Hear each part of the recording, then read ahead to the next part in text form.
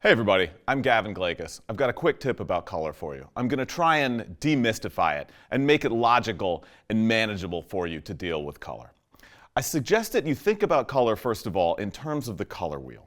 There's so many different tubes of paint with different names on them, and all of your favorite artists use different colors, but really, there are really only 6 colors.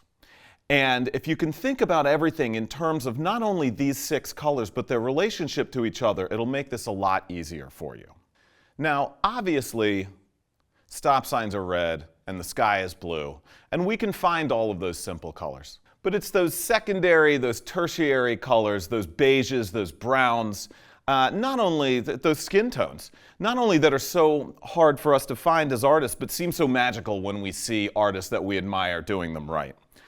So I'm going to give you 3 questions to ask yourself about color. And if you can go through the progression of asking yourself these 3 questions while you're working, while you're looking at color, while you're looking at life to try and identify the color, while you're mixing color, and while you're fixing mistakes, it'll make this a lot easier. Okay? So the first question is the location on the color wheel. We call it the hue, but just what color is it? If you have to confine your choices to these 6 colors rather than the million names that we're all familiar with, you'll have a much easier time with it. So brown, what is this brown? Is it a reddish orangish brown? Is it a greenish brown? Is the brown heading in a bluish purplish direction? Well, on the color wheel, where is this brown? The second one is value. Value just means light and dark. How light or dark is the color? That one's easy, right? Every color has light and dark versions of itself. You can have light red, you can have dark red, etc.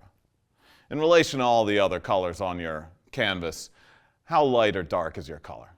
The third question you ask yourself is saturation. How saturated is the color?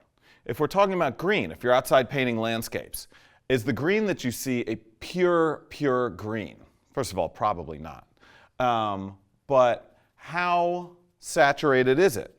Once you start getting into 50-50, then it starts getting to be brown.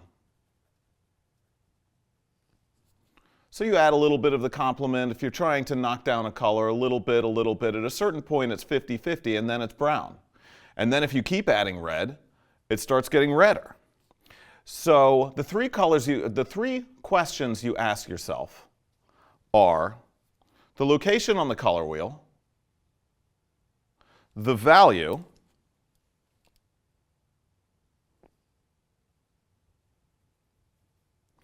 and the saturation. And especially the location on the color wheel is really helpful because what you find is that whenever you're painting a certain color, as it gets lighter and darker, it'll be shifting one way or the other. If you're painting green leaves on a sunny day, as it gets lighter, it'll shift towards yellow. And what that means is that as it gets darker, it'll shift towards blue. Now maybe it'll go just this far, or maybe it'll go this far. But one way or the other, as you're getting lighter and darker with this green, and your light source is yellow, it's heading either this way or this way. And if you can figure that out with every color you're painting, where is it on the color wheel, what value, and how saturated, and as it gets lighter or darker, is it going this way? Or is it going this way? It'll make your color explorations, first of all, a lot easier, and then second of all, a lot more fun.